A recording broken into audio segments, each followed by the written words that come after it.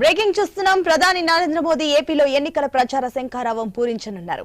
కాసేపట్లో గన్నవరం ఎయిర్పోర్ట్ కు వస్తున్నారు. అక్కడి నుంచి ప్రత్యేక హెలికాప్టర్ లో చిలకలూరిపేటకు చేరుకుంటారు. అక్కడ ఏర్పాటు చేసిన ప్రజాగళం బహిరంగ సభలో పాల్గొంటారు ప్రధాని మోదీ. టీడీపీ, బీజేపీ, జనసేనలు మళ్లీ పొత్తు కుదుర్చుకున్న తర్వాత నిర్వహిస్తున్న తొలి బహిరంగ సభ ఇదే. అంతేకాదు 10 ఏళ్ల తర్వాత మోదీ, చంద్రబాబు, పవన్ కళ్యాణ్ కలిసి ఒకే వేదికపైకి రావడం కూడా ఇదే మొదటిసారి. 3 పార్టీల నుంచి కీలక నాయకులు ఇప్పటికే సభా ప్రాంగణానికి చేరుకున్నారు. అంతా ప్రధాని రాక కోసం ఎదురు చూస్తున్నారు. ప్రధాని మోదీ ప్రసంగంపై అంతటా ఆసక్తి నెలకొంది. వైసీపీపై విమర్శలు చేస్తారా? 3 పార్టీలు మళ్లీ కలవడంపై ఎలాంటి కామెంట్స్ చేస్తారు? వేదికపై చంద్రబాబును చూడగానే మోదీ రియాక్షన్ ఎలా ఉంటుంది అనే ప్రశ్నలు ప్రస్తుతం చర్చల్లో ఉన్నాయి.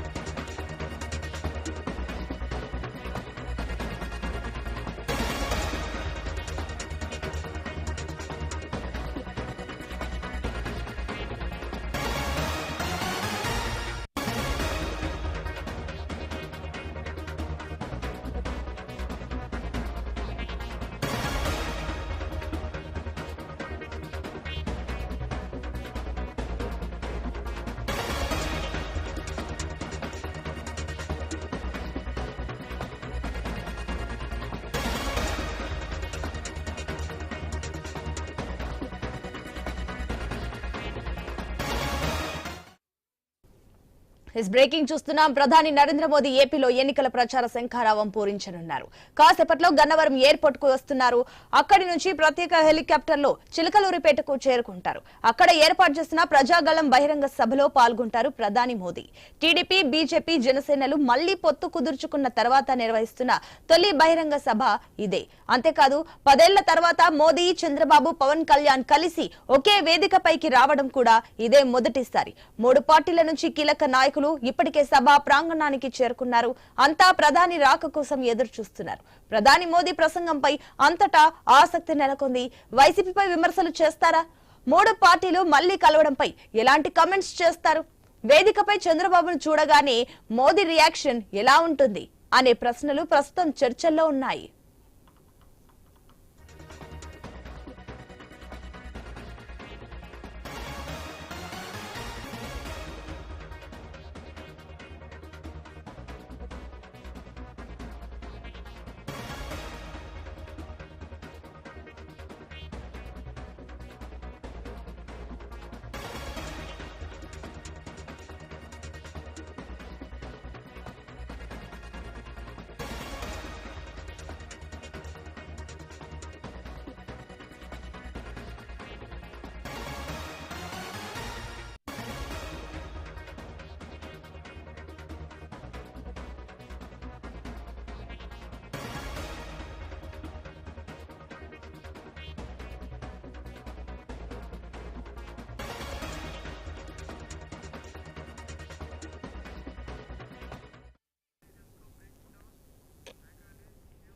ప్రధాని నరేంద్ర మోదీ ఏపీలో ఎన్నికల ప్రచార శంఖారావం పూరించనున్నారు.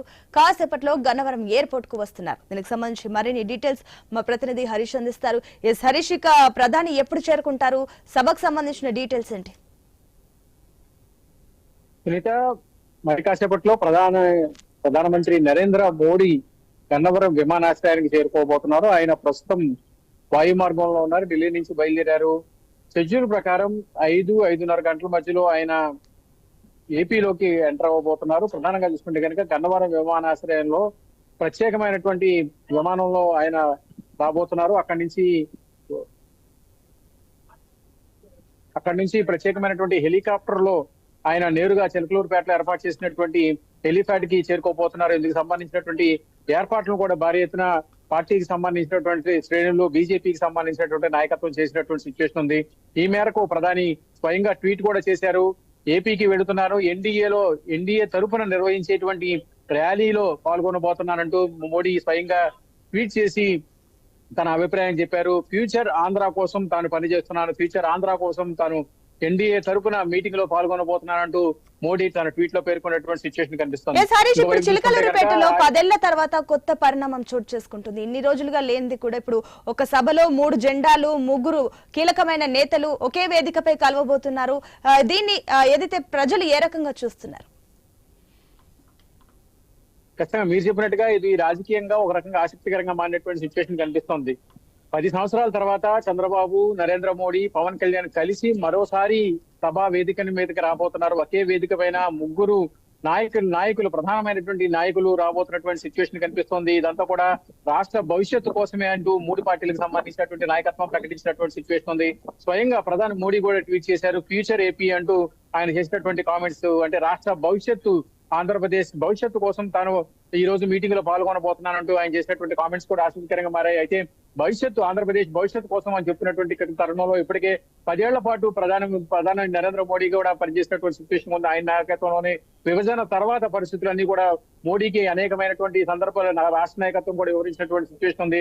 తిరుపతి సభ వేదికగా కూడా ఆంధ్రప్రదేశ్ రాష్ట్ర రాజధానికి, రాష్ట్ర అభివృద్ధికి, రాష్ట్ర పురోభివృద్ధికి సహకరిస్తానని చెప్పి కూడా మోడీ స్పష్టం చేసినటువంటి సిచ్యువేషన్ ఉంది. అయితే ఇప్పటివరకు కూడా ప్రత్యేక హోదా లాంటివి కావచ్చు, పోలవరంకి సంబంధించినటువంటి అంశాలను కూడా ప్రతిపక్షాలు అస్త్రంగా మార్చుకున్నటువంటి సిచ్యువేషన్ కనిపిస్తున్నటువంటి నేపథ్యంలో ఈ రోజు జరుగుతున్నటువంటి ఎన్నికలకు సంబంధించినటువంటి అంశం చాలా కీలకంగా మారిపోతుంది. హరీష్, మరోపక్క చూసుకున్నట్లయితే అటు ఏదైతే టీడీపీ బీజేపీల మధ్య కొన్ని ప్రతికూల పరిస్థితులు మనకు కనిపించాయి. కానీ ఇప్పుడు టీడీపీ ఏదైతే మళ్ళీ ఎన్డీఏలోకి వెళ్తున్నాము, ఆహ్వానం అందిందంటూ కూడా వార్తలు వచ్చాయో, ఇప్పుడు చంద్రబాబు నాయుడిని చూశాక మోదీ రియాక్షన్ ఎలా ఉండబోతుందంటూ కూడా ఒక రకంగా ఆసక్తి నెలకొంటుంది. ఏంటి, ఏ రకంగా ఉండబోవచ్చు?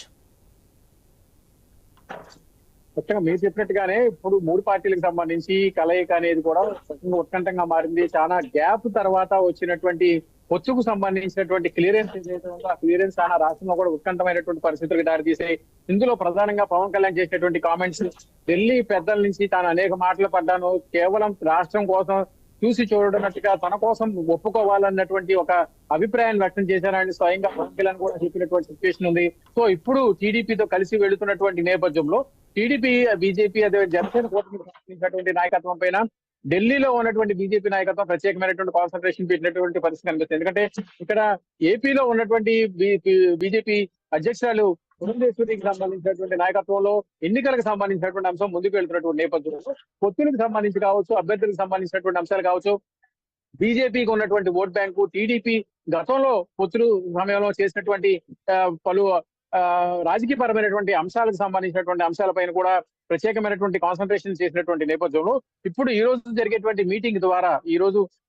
మీటింగ్ లో ప్రధాని స్థాయిలో వచ్చి ఆయన రాష్ట్రానికి సంబంధించినటువంటి అంశాలపైన ఎలాంటి ప్రభావితం చేస్తారు, ప్రధానంగా ఎన్నికలకు సంబంధించినటువంటి అంశం కావడం, ఎన్నికలకు సంబంధించినటువంటి ప్రచారాలు నిర్వహిస్తున్నటువంటి నేపథ్యంలో 3 పార్టీలు గెలవాలన్నటువంటి ప్రధానమైనటువంటి ఉద్దేశంతో ముందుకు వెళ్తున్నటువంటి నేపథ్యంలో భవిష్యత్తు కోసం నరేంద్ర మోడీ ఎటువంటి హామీలు ఇస్తారు, రాష్ట్రానికి సంబంధించి ఇప్పటికే ఆర్థికంగా చాలా ఇబ్బందులు ఎదుర్కొంటున్నటువంటి సిచ్యువేషన్ కనిపిస్తుంది. ఆర్థికంగా వచ్చినటువంటి సమస్యలు, అప్పులకు సంబంధించినటువంటి అంశాలు ఒకవైపు, ప్రత్యేక హోదాకు సంబంధించినటువంటి అంశం ఇప్పటికీ కూడా రాష్ట్రంలో కొంతవరకు అసంతృప్తిగా ఉన్నటువంటి పరిస్థితి కనిపిస్తుంది. అయితే ప్రత్యేక ప్యాకేజ్ అంటూ బీజేపీ ఎప్పటికప్పుడు దాట వేసుకుంటూ వస్తున్నటువంటి నేపథ్యంలో వీటన్నిటిపైన ప్రధానమంత్రి మోడీ ఎలాంటి ప్రకటన చేస్తారు, దాని ప్రభావం వచ్చేటువంటి ఎన్నికల్లో ఏపీలో ఎలా ఉండబోతోంది, వచ్చేటువంటి కూటమికి సంబంధించి అధికారం వచ్చేటువంటి పరిస్థితులు ఉంటాయా లేదా అన్నది కూడా ఒక రకంగా ఆసక్తికరంగా మారినటువంటి సిచ్యువేషన్ ఉన్నటువంటి నేపథ్యంలో ఈ మొత్తం ఎపిసోడ్ కి సంబంధించి రాజకీయంగా ఈ రోజు జరుగుతున్నటువంటి భారీ బహిరంగ సభకి దాదాపు 100 ఎకరాల్లో చిలకలూరుపేట వద్ద హైవే వద్ద భారీ ఏర్పాట్లు చేసినటువంటి సిచ్యువేషన్. మీటింగ్ తర్వాత అక్కడి నుంచి ప్రధానమంత్రి మోడీ గన్నవరం విమానాశ్రయం చేరుకుంటారు. అక్కడి నుంచి ఆయన తిరుగు ప్రయాణం అయ్యేటువంటి సిచ్యువేషన్ కనిపిస్తుంది. ఈ రోజు జరిగేటువంటి సభకు సంబంధించి ఏపీలో తొలి ఎన్నికల సభగా చెప్పుకోవచ్చు. ఎందుకంటే నోటిఫికేషన్ సంబంధించినటువంటి సమాచారం వెల్లడైన తర్వాత, షెడ్యూల్ కి సంబంధించినటువంటి సమాచారం వెల్లడైన తర్వాత 3 పార్టీలకు సంబంధించి నిర్వహిస్తున్నటువంటి సభ ఇది. ఎన్నికలకు సంబంధించినటువంటి సభ అయినప్పటికీ కూడా ఇప్పుడు ఈ రోజు జరిగినటువంటి సభలో వచ్చేటువంటి భవిష్యత్తుకి సంబంధించినటువంటి అంశాలు ఎలా ఉండబోతున్నాయి, రాష్ట్రానికి సంబంధించినటువంటి అజెండా ఏ విధంగా ఉండబోతుంది, 3 పార్టీలకు సంబంధించినటువంటి మేనిఫెస్టోకి సంబంధించినటువంటి అంశాలు ఎలా ఉండబోతాయి, వీటన్నిటిని ఎన్నికల్లో ఎలాంటి ప్రభావితం చేసేటువంటి పరిస్థితులు ఉంటాయి, రాబోయేటువంటి రోజుల్లో ఎలాగా ఈ దాదాపుగా 2 నెలల కాలం ప్రచారాలకు సంబంధించినటువంటి సమయం ఉన్నటువంటి నేపథ్యంలో వీటిని ప్రతిపక్షాలు ఎంతవరకు ఉపయోగించుకుంటాయి, ఎన్నికలకి ప్రజల్ని పోలింగ్ బూత్ వైపు తీసుకెళ్లిన సమయంలో అక్కడ మూడు పార్టీలకు సంబంధించి కూటమికి ఎలాంటి మద్దతు వస్తుంది అన్నది కూడా ఒక రకంగా ఆసక్తికరంగా మారినటువంటి నేపథ్యంలో కేంద్రంలో ఉన్నటువంటి బీజేపీ కూడా అంతే కీలకంగా మారినటువంటి పరిస్థితి కనిపిస్తుంది. ఎందుకంటే డబుల్ ఇంజిన్ సర్కార్ పేరుతో ఇక్కడ కూడా ఏపీలో కూడా మరోసారి ఒకసారి బీజేపీకి సంబంధించినటువంటి కూటమి రావాలి, కేంద్రంలో మూడోసారి బీజేపీ అధికారంలోకి రావాలన్నటువంటి ప్రయత్నం చేస్తున్నటువంటి నేపథ్యంలో ఏపీకి సంబంధించినటువంటి రాజకీయాలకు సంబంధించినటువంటి వ్యవహారంలో పొత్తులకు సంబంధించినటువంటి ప్రభావం ఎలా ఉండబోతుంది, వచ్చేటువంటి ఎన్నికలకు సంబంధించినటువంటి ఎజెండాలో మూడు పార్టీలకు కలిసి ఎలాంటి ఎజెండాను ప్రజల ముందు ఉంచుతాయి. ఇప్పటికే వైసీపీ పూర్తిగా అభ్యర్థులను కూడా ప్రకటించినటువంటి సిచ్యువేషన్ కనిపిస్తుంది. దాదాపు 170 సీట్లు, 25 పార్లమెంట్ కి సంబంధించినటువంటి సీట్లకు సంబంధించినటువంటి అభ్యర్థులు కూడా ప్రకటించినటువంటి సిచ్యువేషన్ ఉంది. ఇప్పుడు మూడు పార్టీలకు సంబంధించినటువంటి కూటమికి సంబంధించి టీడీపీ పోటీ చేసే 144 స్థానాలకు సంబంధించినటువంటి అంశాల్లో దాదాపుగా రెండు జాబితాల్లో సీట్లకు సంబంధించినటువంటి అభ్యర్థులు కూడా ప్రకటించినటువంటి సిచ్యువేషన్ ఉంది. ఈ మొత్తం ఎపిసోడ్ అంతా కనుక చూసుకుంటే కనుక ఈ రోజు జరుగుతున్నటువంటి సభ ఏ విధంగా ముందుకు వెళుతుంది అన్నటువంటి ఒక రాజకీయపరమైనటువంటి ఆసక్తి ప్రజల్లో ఉన్నటువంటి సిచ్యువేషన్ కనిపిస్తుంది. ఎందుకంటే వరుసగా మరోసారి అధికారంలోకి రావాలని చెప్పి ప్రయత్నం చేస్తున్నటువంటి వైసీపీ ఒకవైపు, వైసీపీని టార్గెట్ చేసుకుని మూడు పార్టీలు కూటమిగా ఏర్పడి ఎన్నికలకు సంబంధించినటువంటి సమాయత్తం అవుతున్నటువంటి నేపథ్యం ఒకవైపు, ఈ అంశాలన్నీ కూడా రాజకీయంగా ఎలాంటి పరిణామాలకు దారితీస్తున్నందుకు కూడా ఒక రకంగా ఆసక్తికరంగా మారింది.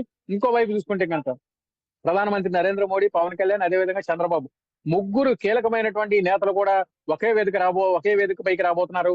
ప్రధాని చేసేటువంటి ప్రసంగం నేపథ్యం ఎలా ఉండబోతుంది, ఆయనకి రాష్ట్రం పైన ఉన్నటువంటి ఇచ్చేటువంటి వరాల జల్లు కావచ్చు, రాష్ట్రం సంక్షేమానికి అభివృద్ధికి ఎలాంటి హామీలు ఇస్తారన్నది ఒక రకంగా ఆసక్తికరంగా మారింది. ఇంకోవైపు వాటిని ఉపయోగించుకొని వాటిని ప్రచారం చేసుకుంటూ టీడీపీ, జనసేనకు సంబంధించినటువంటి, బీజేపీకి సంబంధించినటువంటి రాష్ట్ర పార్టీలు ఏ విధంగా ముందుకు వెళ్తాయి, ఈ మొత్తం ఎపిసోడ్ అంతా కూడా ఒక రకంగా ఆసక్తికరంగా మారింది. ఈ మొత్తం మీద ఈ రోజు ప్రధానమంత్రి నరేంద్ర మోడీ ఏపీలో ఉన్నటువంటి స్థితిగతులు, రాజకీయ పరిస్థితులు వీటన్నిటిపైన కూడా ఎలాంటి కామెంట్ చేస్తారన్నది కూడా ఆసక్తికరంగా మారినటువంటి నేపథ్యంలో మరో కీలకమైనటువంటి అంశం కూడా ఇక్కడ ప్రచారం జరుగుతున్నటువంటి పరిస్థితి మనకు కనిపిస్తోంది. ఇప్పటి వరకు కూడా ఏపీలో వైసీపీ అధికారంలో ఉన్నటువంటి నేపథ్యంలో కేంద్రంలో ఉన్నటువంటి పెద్దలకు, కేంద్రంలో ఉన్న బీజేపీకి పూర్తిగా సపోర్ట్ చేస్తూ వచ్చినటువంటి పరిస్థితి కనిపిస్తుంది. 22 మంది పార్లమెంట్ సభ్యులు ఉన్నటువంటి నేపథ్యంలో వాళ్ళందరూ కూడా బీజేపీకి మద్దతు ఇస్తూ వివిధ బిల్లుల పైన కూడా మద్దతు ఇచ్చినటువంటి సిచ్యువేషన్ కనిపిస్తుంది. ఇప్పుడు ఆ మిత్రత్వం ఎలాంటి ఒత్తిడి కనిపించేటువంటి పరిస్థితి ఉంటుంది. రాజకీయంగా వచ్చేసరికి టీడీపీతో వెళ్ళేటువంటి అంశం, జనసేన కలుపుకొని వెళ్ళేటువంటి అంశాలపైన ప్రధానమంత్రి చేసేటువంటి ప్రసంగం కావచ్చు, ప్రధానమంత్రి ఇచ్చేటువంటి హామీలు సంబంధించినటువంటి అంశాలు ఎలా ఉండబోతాయి, ఫ్యూచర్ ఏపీ అంటూ స్వయంగా ప్రధానమంత్రి నరేంద్ర మోడీ కామెంట్ చేసినటువంటి నేపథ్యంలో ఫ్యూచర్ ఏపీ, భవిష్యత్తు ఏపీకి ఎలాంటి వరాలు ఇవ్వబోతున్నారు, ఎలాంటి హామీలు ఇవ్వబోతున్నారు, ఆర్థికంగా ఇబ్బందులు ఎదుర్కొంటున్నటువంటి పరిస్థితి, పరిశ్రమలకు పరంగా, ఉపాధి అవకాశాల పరంగా, ప్రాజెక్టులకు సంబంధించినటువంటి అంశాలు, కొత్త ప్రాజెక్టులకు సంబంధించినటువంటి అంశాలు ఎలా ఉండబోతాయి, అత్యంత కీలకమైనటువంటి రైల్వే జోన్ కి సంబంధించినటువంటి అంశాలు కూడా ఇప్పటికీ ఏపీని విభజన తర్వాత ఇంకా వెంటాడుతూనే ఉన్నాయి. వీటితో పాటు తెలంగాణ, ఏపీకి సంబంధించినటువంటి విభజనకు సంబంధించినటువంటి సమస్యలు ఇంకా కొలిక్కి రాలేదు. వాటికి సంబంధించినటువంటి ఆస్తులకు సంబంధించినటువంటి పంపకాలు కూడా పూర్తిగా ఇబ్బందులు పడుతున్నటువంటి పరిస్థితి కనిపిస్తుంది. ఇన్ని ఇబ్బందులు ఎదుర్కొంటున్నటువంటి ఏపీకి ఇప్పుడు ఈ రోజు జరిగేటువంటి సభలో, ఈ రోజు జరిగేటువంటి పూర్తిగా మూడు పార్టీలకు సంబంధించినటువంటి అగ్ర నాయకత్వం వస్తున్నటువంటి నేపథ్యంలో భవిష్యత్ కార్యాచరణ ఎలా ఉండబోతోంది, మూడు పార్టీలకు సంబంధించి ఇచ్చేటువంటి హామీలకు సంబంధించినటువంటి అంశాలు ఎలా ఉండబోతాయి అన్నది కూడా ఒక రకంగా ఆసక్తికరంగా మారినటువంటి పరిస్థితి మనకు కనిపిస్తోంది. సునీత, మనం ఐ న్యూస్ స్క్రీన్ పైన చూస్తున్నాం. చంద్రబాబు నాయుడు ఇప్పుడే కూడా హెలికాప్టర్ నుంచి ల్యాండ్ అయిన చిత్రాలు మనకు కనిపిస్తున్నాయి. ఏంటి అక్కడ సిచ్యువేషన్?